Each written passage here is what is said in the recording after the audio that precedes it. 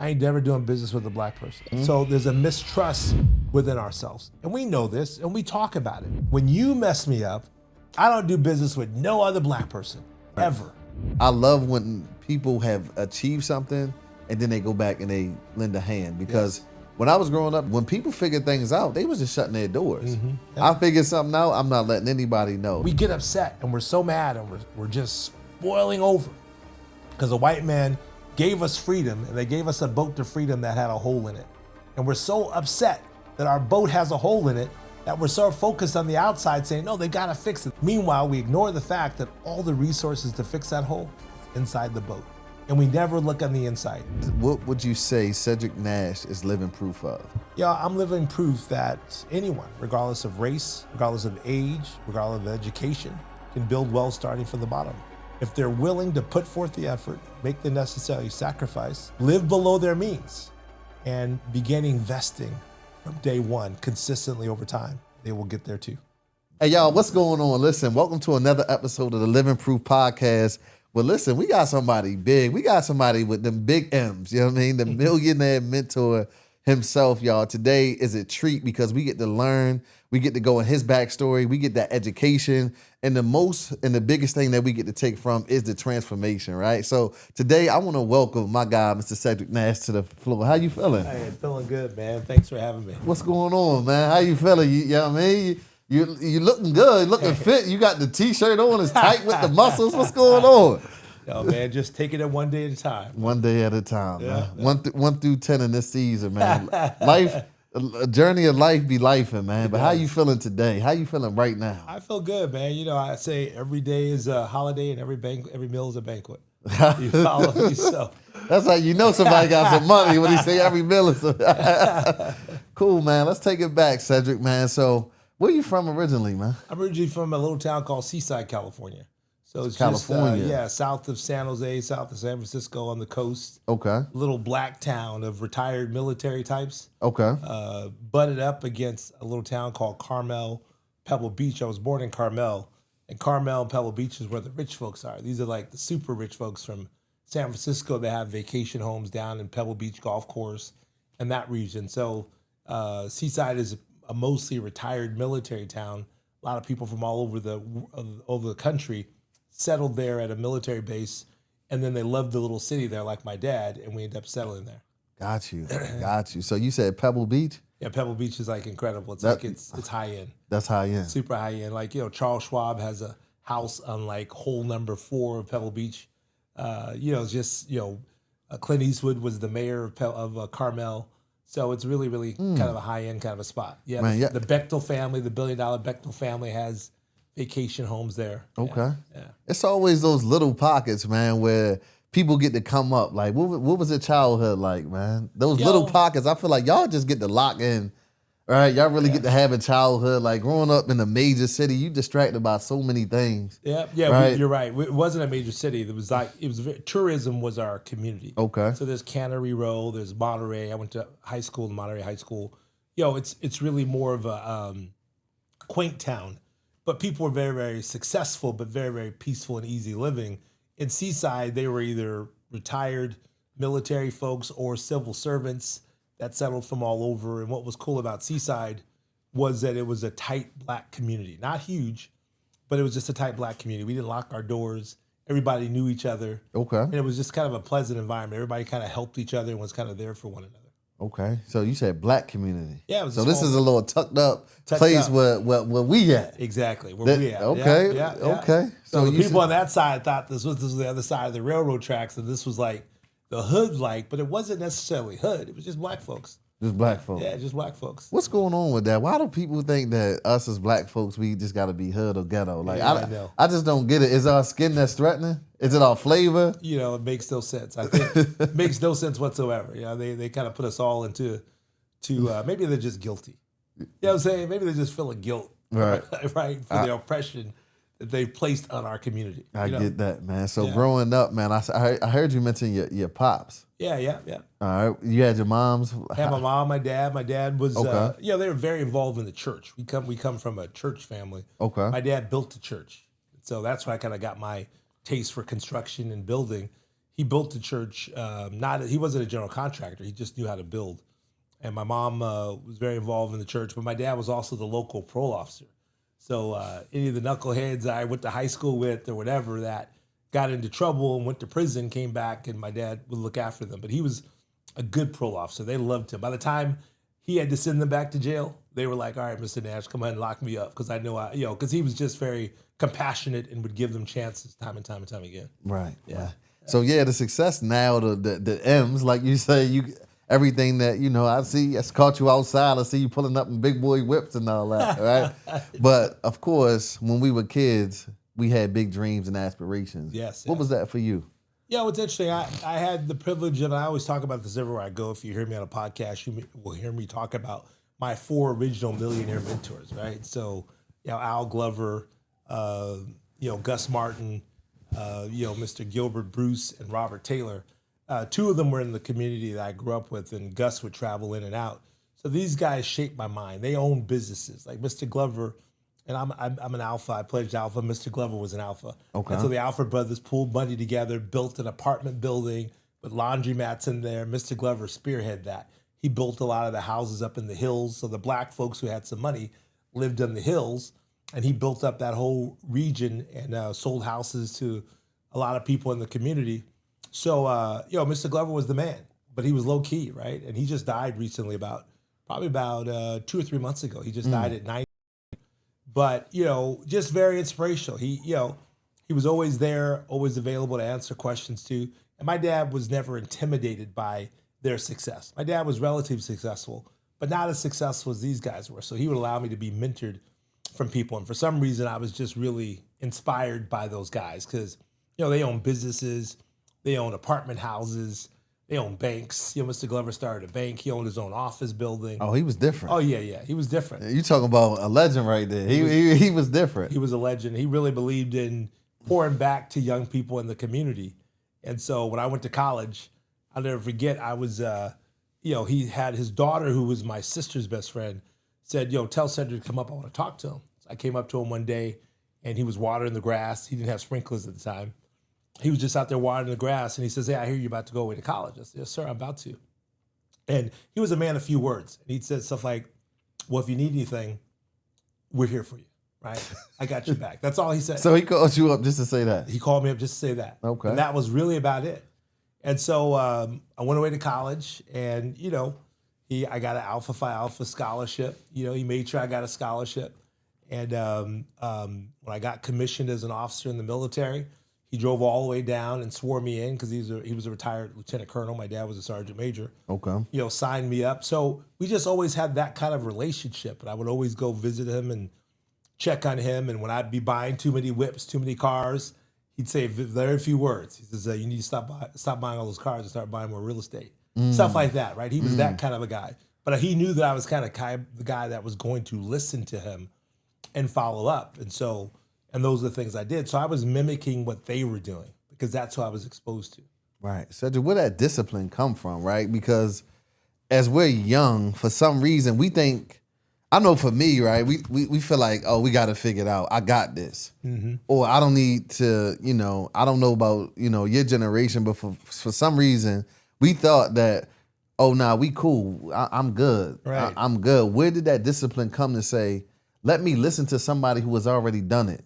Already been there. Yeah. Right? Well, early on, even though he's successful, but it's still a generational disconnect. Oh, check this out. I know you've been watching this episode, and listen, I know it's been going crazy, right? But I had to stop the episode real quick because I'm here to tell you, I don't know if you see me in a different space, but I don't know if you really know that I'm the #1 person in America that's teaching people how to take their vehicle and go make money. The first thing I do is I teach you how to get on delivery apps. That way you have money on your phone. The second thing I do is I teach you how to get local delivery contracts right in your city, right in your county, right in your state. And then the third thing I teach you how to do is go ahead and subcontract. So now you can go ahead and get national contracts, sub them out, not physically doing the work. So I'm telling you right now, I got a link below. I'm having a class this week. It will be 100% free because you are watching this. I need you to go check it out. It is right below, www www.couriermasterclass.com. Listen, I need you to go ahead and register because I'm telling you right now, my classes always fill up and I got a free spot just for you. So go ahead to www.couriermasterclass.com. I see you in class. Let's get it. Yeah, and that's the thing that's different now. It's like I have sons, like I said, and I tell my sons that the reason why I believe that I'm successful is because I listen to my father, I listen to my mentors. Every time they give me some advice to do something, I tried it. Young men today feel like they've got it figured out.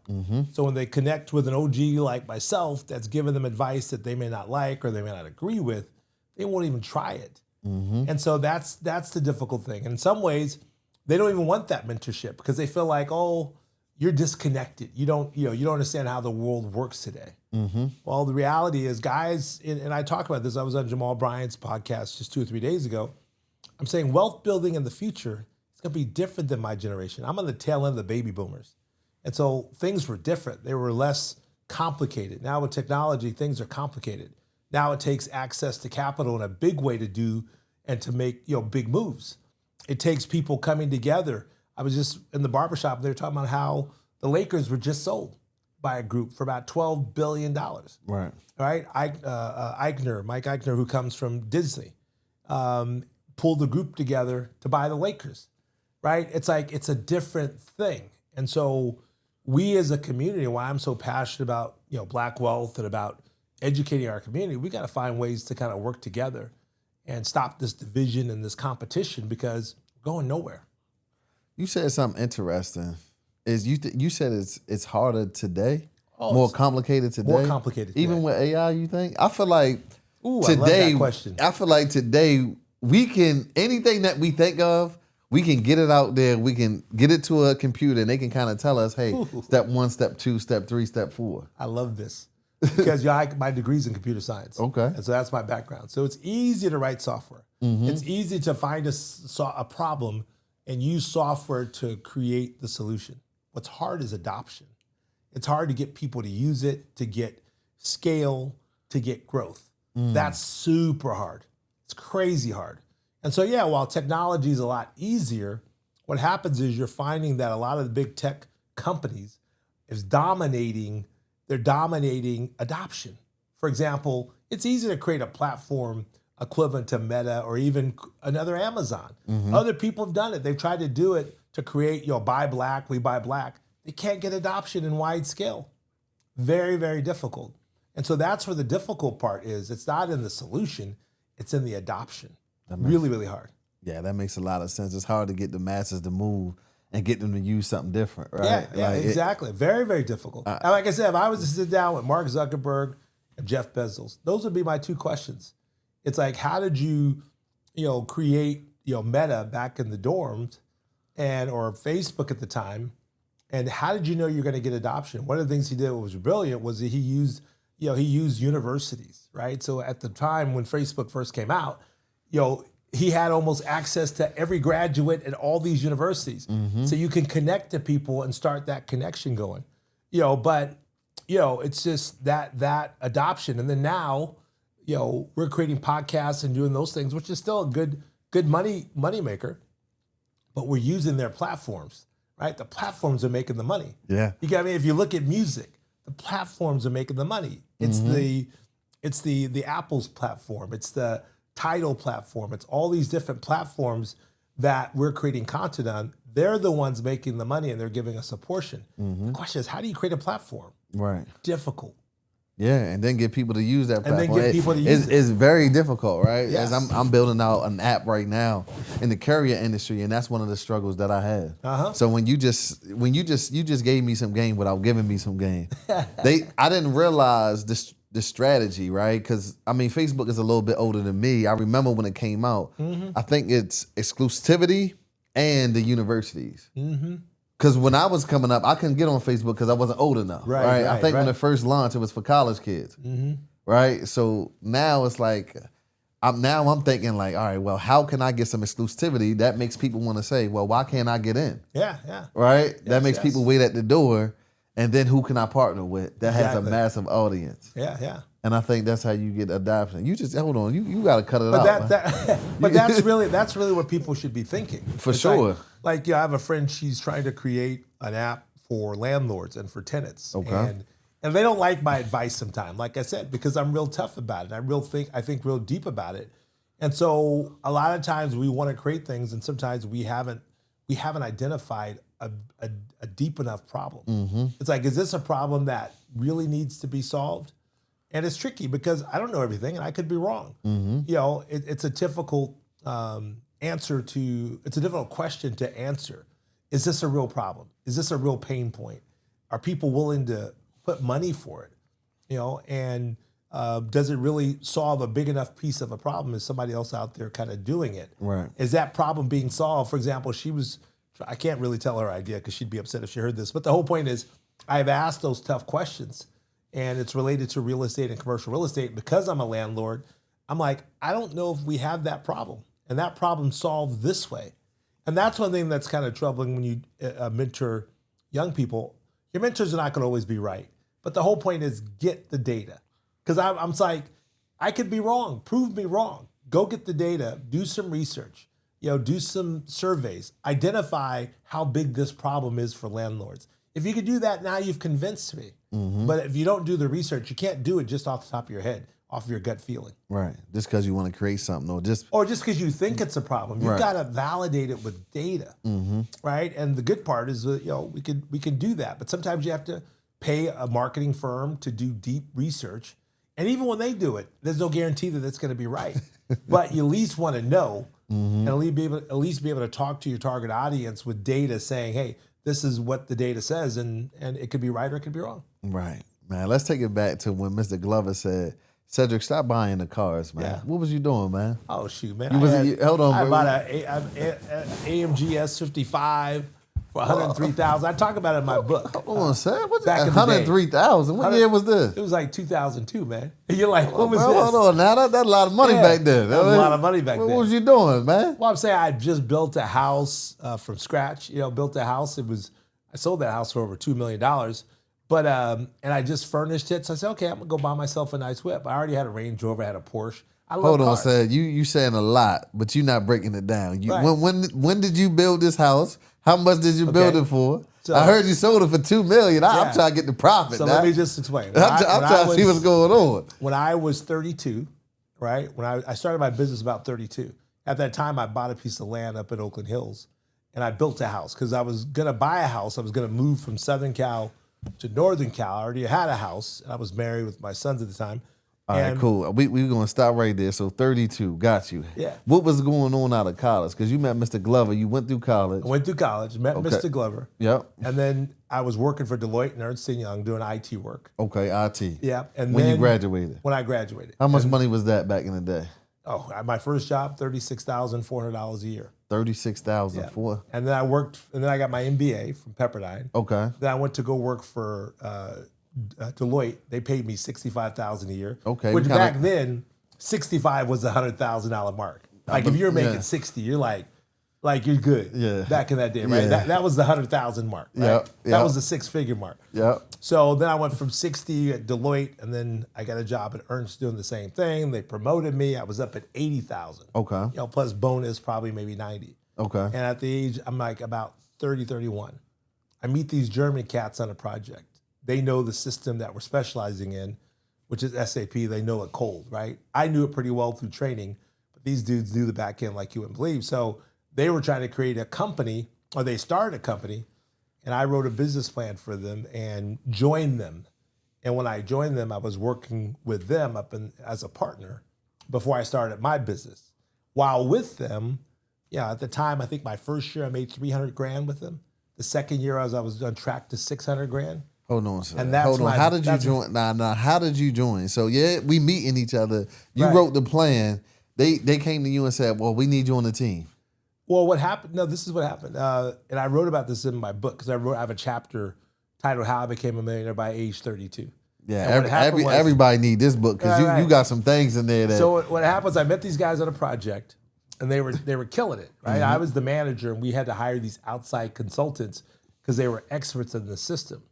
And I knew it very well, but these guys were just extremely, because it's a German software product. Okay. I met these guys. We're going to dinner at night talking about the company they're forming.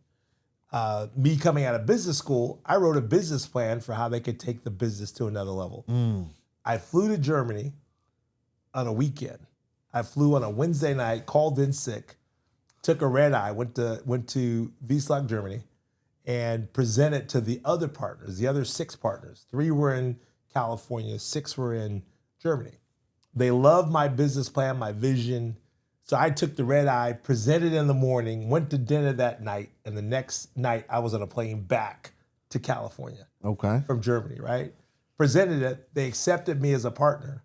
A few months later, I leave Ernst & Young. At that time, everybody was really wanting me. I was getting a lot of offers, over 6 digits at the time. And I joined them. I was 30 when I joined them.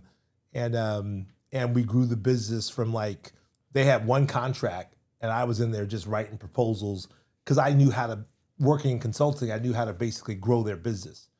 So I was working the relationships with the software vendor, SAP. It was just an interesting time. And you couldn't know this software unless you either worked on a project or you worked at one of the consulting firms. So there was a very narrow window of talent that was out there. So I leveraged that. And then the partnership agreement I had with them later on, I realized was they were giving me inferior shares. So I had my attorney review it, and I couldn't sign the agreement. So I held off on signing the agreement for 2 years trying to figure out what I was going to do. And one day I fly back to my house in California with my wife and kids, and I get a letter from them saying that they took my shares away, thereby making me an employee.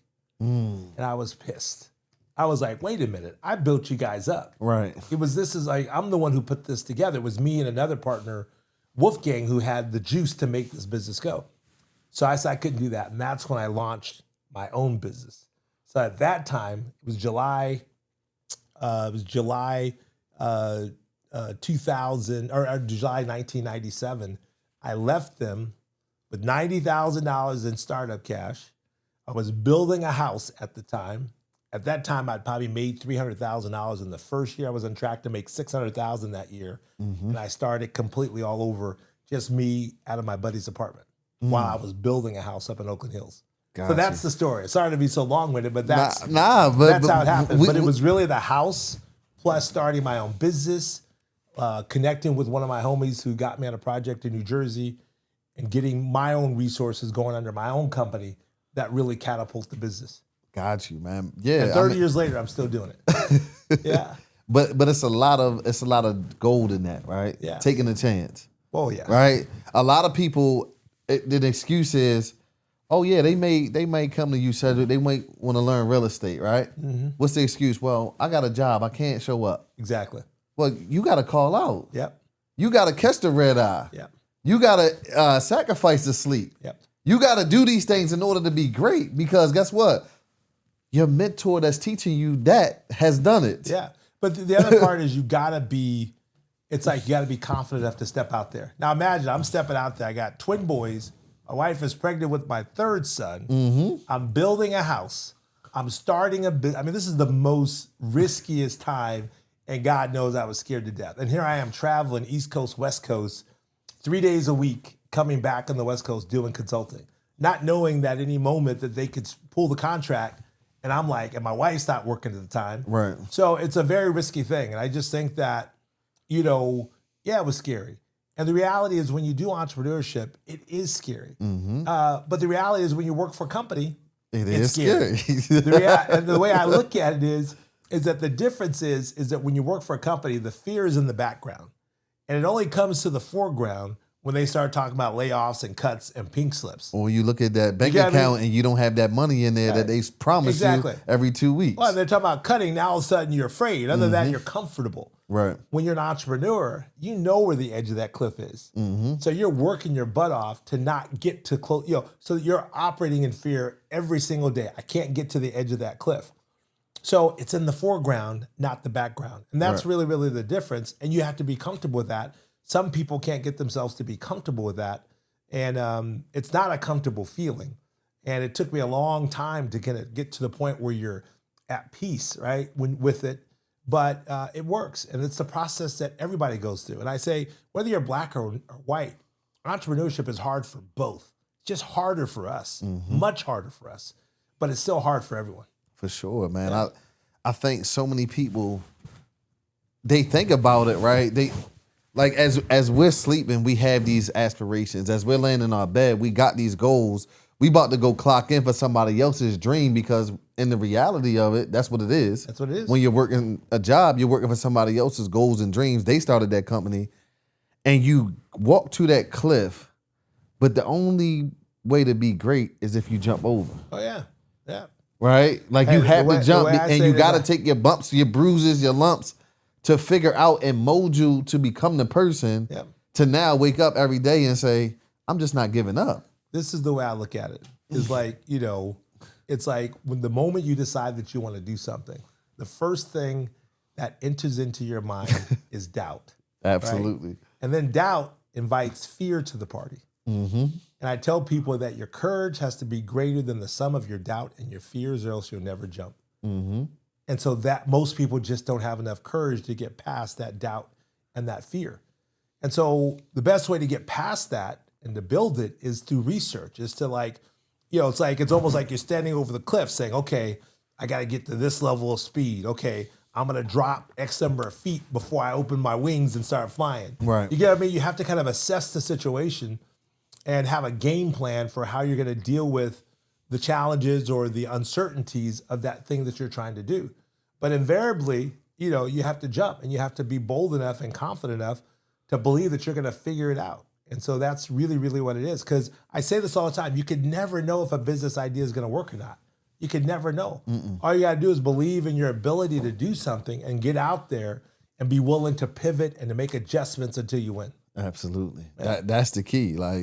And you're going to take some failures. You're going to make mistakes. You can't be afraid to make a mistake because it only molds you to be better. Yep. So many people want to go through life and never have a down season, or you're going to go through your seasons. Accept them. And it's a lonely feeling, though. For sure. Because at that time, my frat brothers in the Bay Area, they were working in tech in 2000. This is 2002, 2003 now.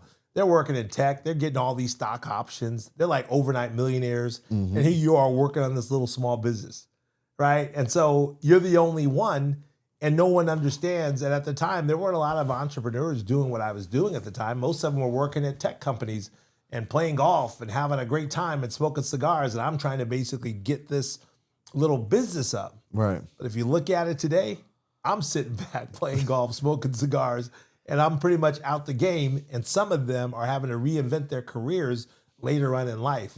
So in hindsight, I'm glad I took that risk, and I'm glad I hung in there. Do the hard things now so life can be easier later. Yes. For sure. So 1997, Oakland Consultant. Yep. Wife pregnant. Yep.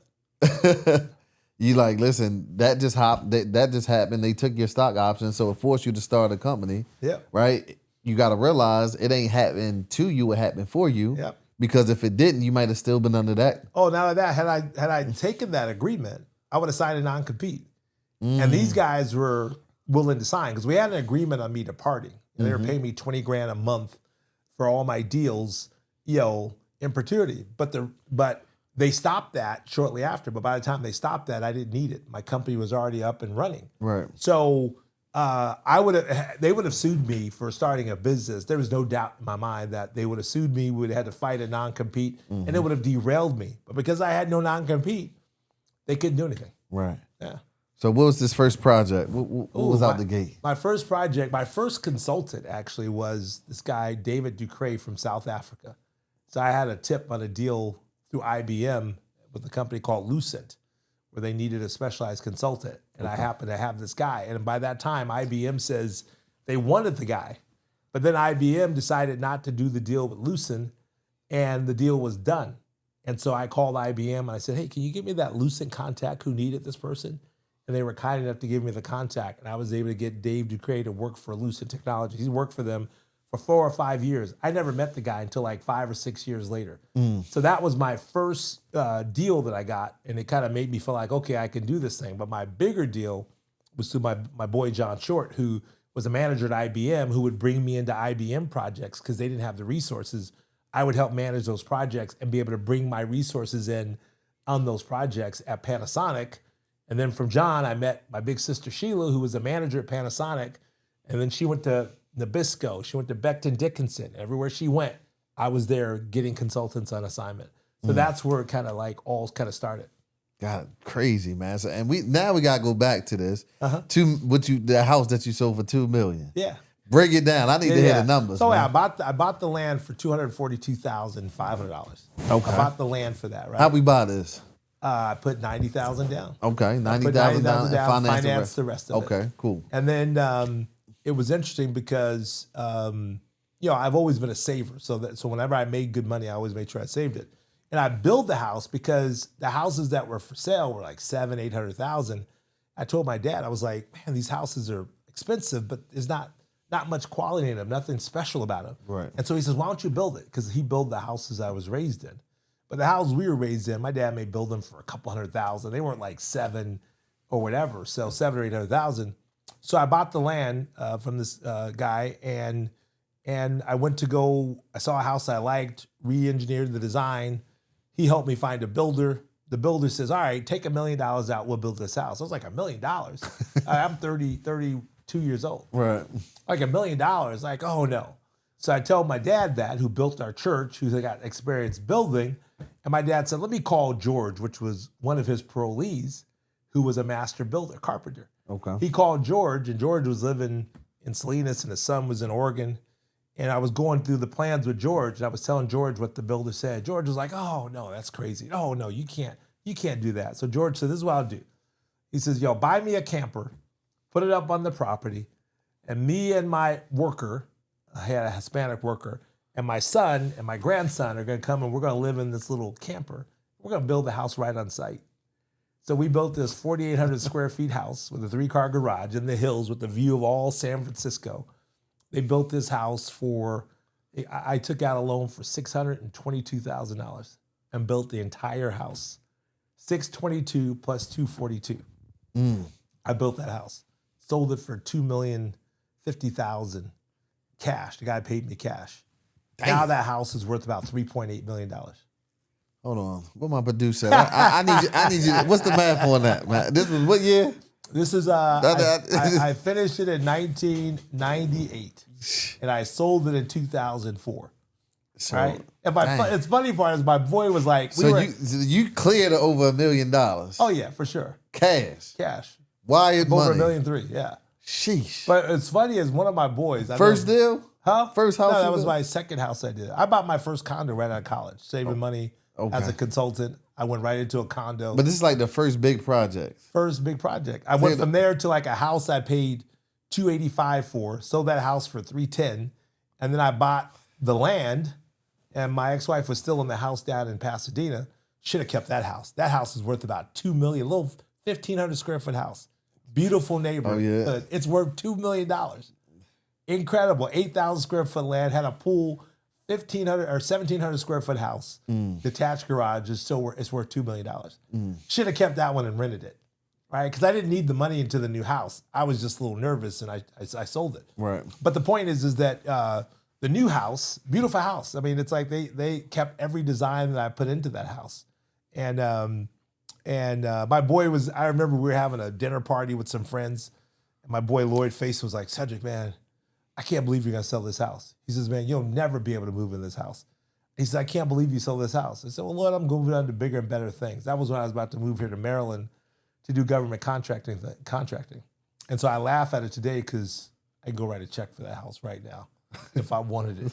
You follow me? I can write a check for it. Talking so heavy, the whole point is like, I knew what I was doing. Right. And if you look, the house went up from what, 2 million to 3.8. So it's like 1.8 million more, right? Over what? How many years is that? From 2004 to 2026? Yeah. That's like 24 years, right? So basically, it doubled. The stock market grew 500% from 2007 to 2022.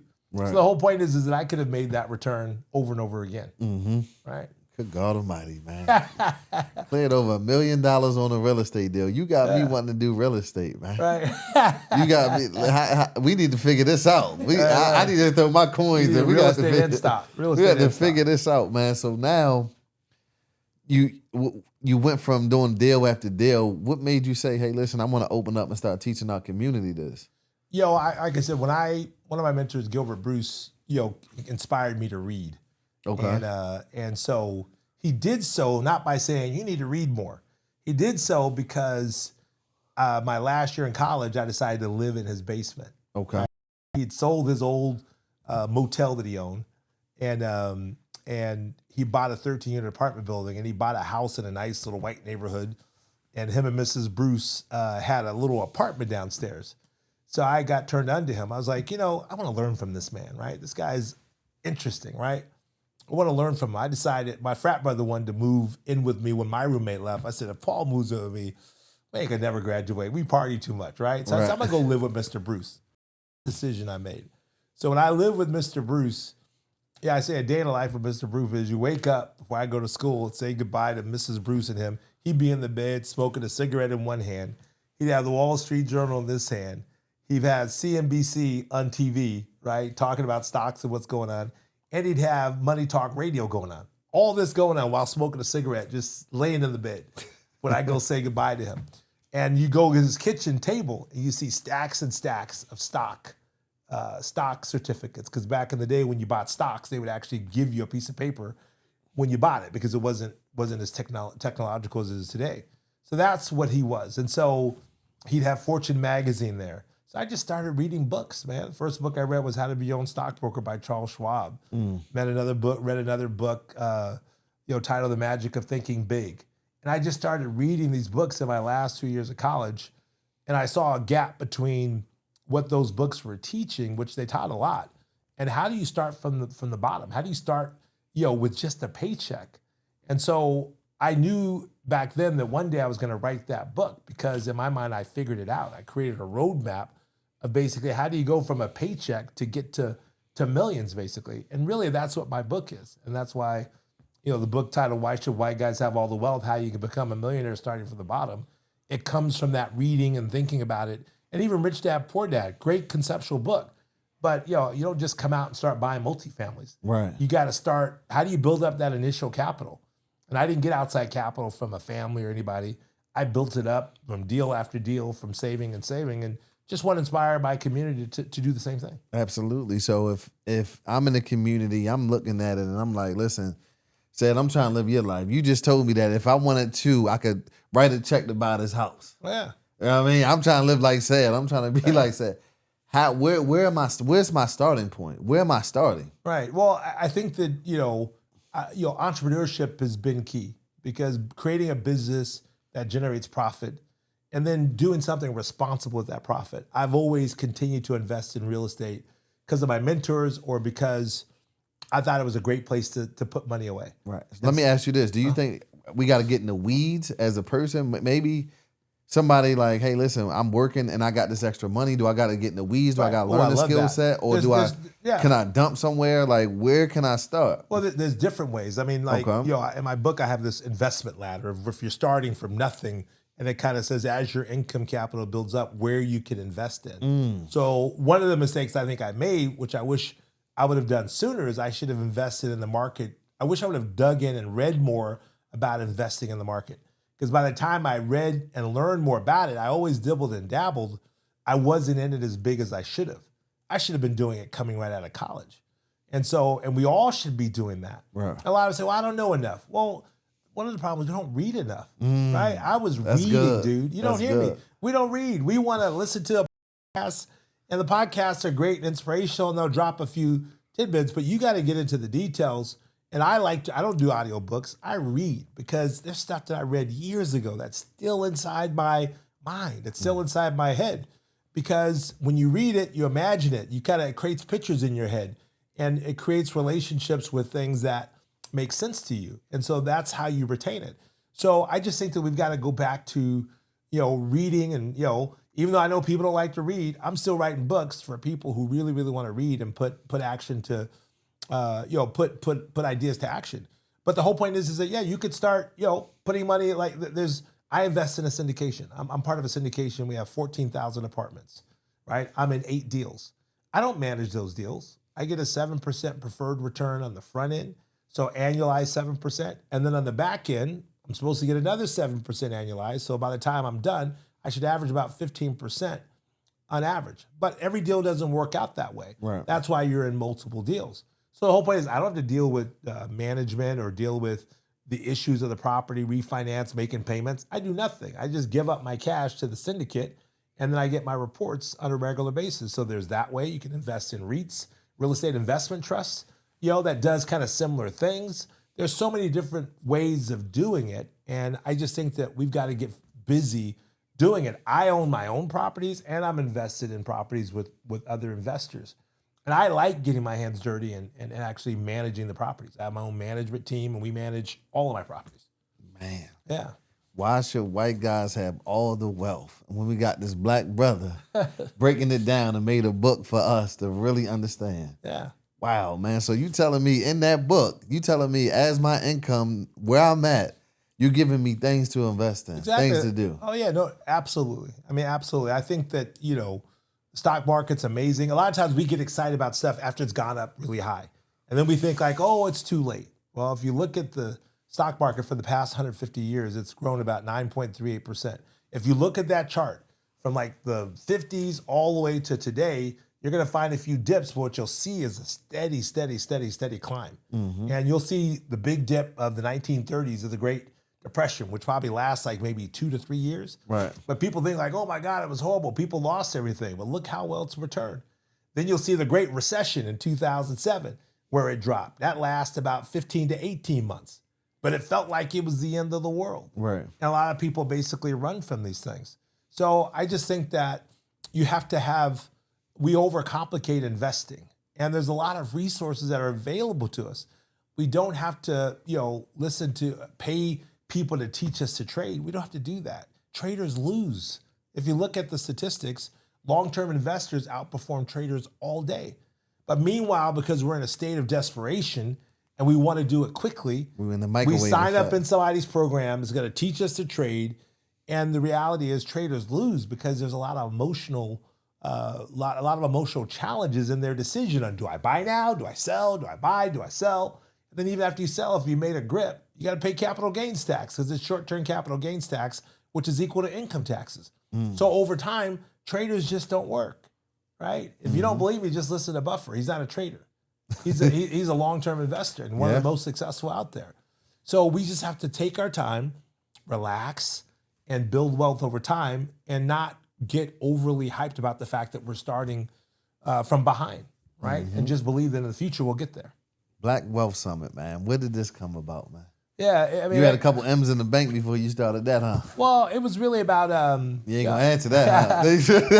No, it was really about, like I said, it was a way to, how it happened was I own a condo in Miami, in South Beach, and it's in the one hotel building. So I was coming from the rooftop, and I come down, and I see all this stuff happening in the lobby, and I see these people signing people up, and I'm a little tipsy, and I'm joking around. I said, "Well, what's going on here?"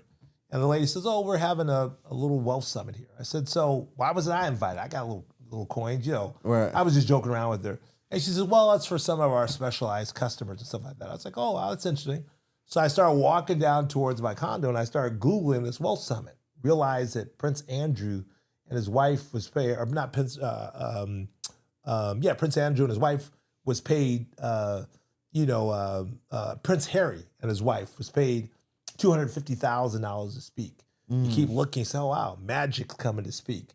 You look around, you say, "Oh, wow, Robert Smith is here to speak." Then all of a sudden you say, "Oh, wow, A-Rod is here," right? And then you look deeper and deeper and you find out that they had rented the entire one hotel for their super high net wealth investors, the billionaires. So there were billionaires coming to this conference.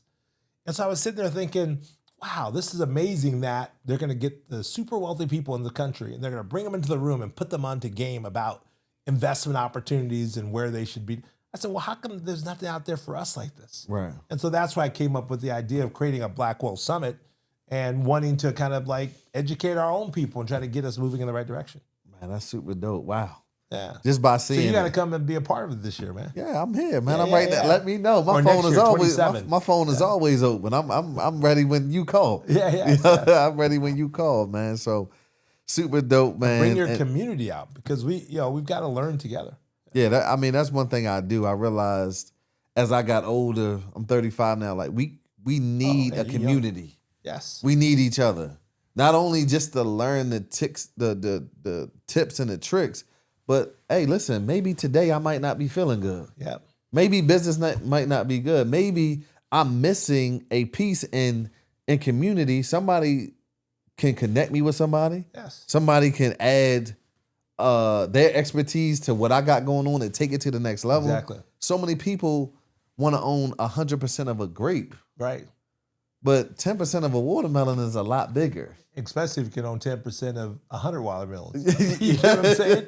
So for sure. So like and as I grow and evolve, it's like we can't do anything without community. And the other part is we got to learn how to pull our capital together and work together. Yeah. You know, I spoke at InvestFest last year, and when I closed out, that was my talking point, is that, you know, we're the only community that gets rich by ourselves. What are we doing though? What's the problem? I feel like as a black community, it's like it got to be the one. The problem I gotta shine. I gotta be the one that everybody looks at. The problem is, I love this. The problem is that this is a response to the widespread trauma that have never been treated. And what I mean by that is that I've given a speech before talking about the financial trauma that we've experienced since slavery. I go down the entire list of all the trauma that we've experienced, and it continues even with this Orange Jesus and this administration that's in creating more trauma for the black community. Black women losing jobs, black businesses, black farmers losing funding, Medicaid, all these things creating more trauma. Mm-hmm. And so it's our response to trauma. It's how we're responding to this untreated trauma that has us in the position that we are. And part of that response is mistrust. Mm-hmm. Right? So there's a mistrust within ourselves. And we know this and we talk about it. And so the whole point is that we know it's there and it's hard for us to break past it because every single time we try, somebody does us wrong. You follow me? Absolutely. They do us wrong. And when they do us wrong, they set us back. And we constantly say, and you've heard this before, I ain't never doing business with a black person. And the whole point is that I got to respond to this in a story, and I'll come back to it because I went to court with a Jewish guy up in New Jersey because they were shaking us down for crack paint or whatever. And I asked him a question, young 25-year-old guy, how many properties you got? He said, we got 7 buildings here.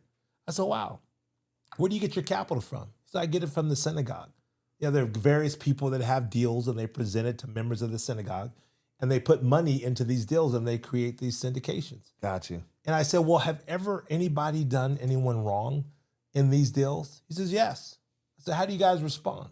He says, we just don't do business with him. That don't mean we don't do business with us. So the point is that with us in our community, when you mess me up, I don't do business with no other black person ever, right? And so in my opening at the Black Wealth Summit is like I tell them that we have to take an all black agenda. We have to have Project Black, where we're gonna go black no matter what, right?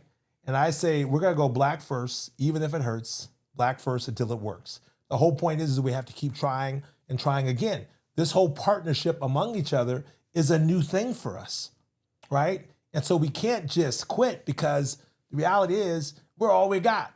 The good news is we're all we need. And the whole point is we have to learn how to pull our capital together, find the ones that we can work with, right? Start small. And when you find the ones you can't work with, move aside. And I'm not just talking because I just left my barber who's got over a $5 million net worth, who I've funded hard money deals for some of his flip deals.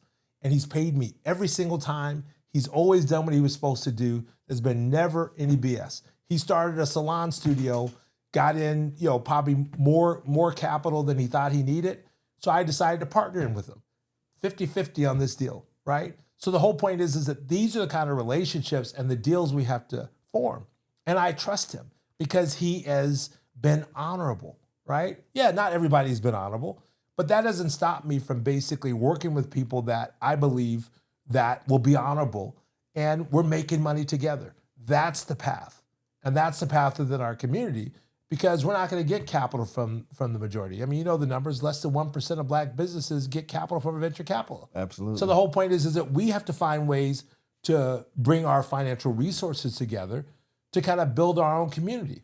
And I've been saying this lately on a podcast too, is that we get upset and we're so mad and we're just boiling over because a white man gave us freedom and they gave us a boat to freedom that had a hole in it. And we're so upset that our boat has a hole in it that we're so focused on the outside saying, no, they got to fix it. I'm not doing anything to come fix it. We're focusing on the problems on the outside. Look, we're taking water in. Meanwhile, we ignore the fact that all the resources to fix that hole is inside the boat. And we never look on the inside. And you say, well, what are you talking about? I'm talking about that $2.1 trillion of spending power that we have. That if we can flip that over to 25% of investment power, what kind of returns we can create. We have to change our mindset about these things and start working on the solutions despite the problems. And like I said, we're going to run into problems. We're going to run into people that we can't trust. We just can't do business with them. 1,000%, man. We definitely got to be on board. We definitely got to get there, man. I know some people right now, like I said, man, I done heard this story. You definitely living proof, man. You can see it on you. You know what I mean? You can see it in you. Yeah. All right. And they like, how can I get what you said? Maybe I need somebody because my mom didn't do it. My dad didn't do it. Nobody under this family tree knows information. They stuck on, well, we didn't get this or we were suppressed and things have changed. We have opportunities now. We just got to take them. Yeah, nobody going to give them to them. Nobody going to come here and knock on the front door and say, here you go. Exactly. We got to get out there and take them. And people want to get what, somebody like you said, how can they get what you? Well, I have a mentorship program, right? Okay. And the proceeds of the mentorship program goes 100% to the Black Wealth Summit. I personally don't take a dime from it. It costs $350 a year. That's it. Cheapest program you're going to find out there. And it's a mentorship program that's a year-long program designed to help you build wealth. But at the same time, that's the only time that I have to commit to the community. But I bring in speakers about every single topic you can imagine. And they connect with people in the room. And these are responsible people that are not taking advantage of people. And we talk about these things and we develop strategies for them. The objective of this community is get people to grow their wealth, and we actually track it. So I give them the spreadsheet to document it. When they get started, we measure it every quarter. And at the end of the year, my promise is your net worth will be greater than it was at the beginning of the year. And so they start understanding the mechanics of building wealth over time. The sad part is we want it to happen faster than it really can. You can't make it happen faster. If you look at the S&P 500 that's growing at 9.38%, I mean, you ain't going to double your money every year. Right. We've got to be reasonable about this. But if you don't get started, if we fail to start, we start to fail. And then we don't allow compounding and those things to kind of happen. So that's how I mentor now. I get calls all the time. Hey, can we do one-on-one? Can I pay? I don't charge people for that. The reality is that I could basically take people's money and nothing's going to change. Change happens over time when it comes to investing. It happens through consistency. That's why I would never take their money, because I want them to have a good outcome. And that outcome is going to come from their consistency and the effort and the sacrifices that they're willing to make. I love it. I love it, man. Yeah. We got it. Listen, I love the title, man. They got to go get that. Yes. How in the world, what made you, that's a bold title. Yes. What made you say, hey, listen, this is it? It is a bold title, and it's funny in some ways. I need you to say it proudly and bold, man. Right. Say that. I need to hear the title. Why should white guys have all the wealth? How you can become a millionaire starting from the bottom. The reality is white guys don't have to have all the wealth. We can have wealth too. And the book is not about black versus white. Okay. It's about the fact that 84% of wealth in this country is in white households, and just 4% is in black households. It's about teaching African Americans how to build wealth despite the odd. And I kind of lifted the title from a book by Reginald Lewis titled "Why Should White Guys Have All the Fun?" which was a book about his $1 billion rise to owning a $1 billion company in TLC Beatrice Food. Reginald Lewis is right up here from Baltimore. He's no longer living, but incredible book, very inspiring. And when I was, on a rant talking to a friend, I was like, black people act like only white people should be getting wealthy. And that's when I started playing around with the title, saying, wow, that sounds like an interesting title. And I landed on that and stuck with it. Man, I love it. It's definitely going to stick with me. Where can they find that? Oh, they can find it at Amazon.com. They can go to my website at cedricnash.com and click on books, and they'll see that as well as my other book, Millionaire Money Moves Supplemental Investment Guide, which is my investment strategy around how to build wealth, investing in stocks, real estate, private equity, as well as entrepreneurship. I love it, man. Listen, Seb, today has been absolutely amazing talking with you. Thank you, man. So many insights and so many ways and so much strength and so much overcoming, and you know what I mean? Like, I love when people have achieved something and then they go back and they lend a hand, because when I was growing up to be reality, when people figured things out, they was just shutting their doors. Mm-hmm. They was like, listen, it's me. I don't want you to get in. I don't want you to bother me. I don't want you to try to compete with me. I figured something out. I'm not letting anybody know. So when we can come here and say, hey, listen, I've opened up a program, right? Yeah. That can help you. Exactly. Because I talk to the youth all the time. I say, what do you want to do? They say, Daeron, I want to be a millionaire. I said, well, which college is going to teach you that? Right. Yeah. Which one? None of them. None. Yeah. So you better start getting you some mentors who are at that millionaire level to come back and teach you and give you real strategies and real game and pull you up the ladder. Because at the end of the day, no college is going to teach you how to be a millionaire. Nope. All right, it doesn't happen. It doesn't work that way. It's not in their marketing. That's not what they promote. And the statistics, when you come and have that degree, I don't know what that number is, but I'm sure it's not a lot of millionaires. Oh yeah. Mark Zuckerberg, he dropped out? He dropped out of Harvard. Yeah. You know what I'm saying? And made it happen. So, man. Yeah. So we just got to come together, work together, as a community, fight the good fight. Like I said, it's our solution.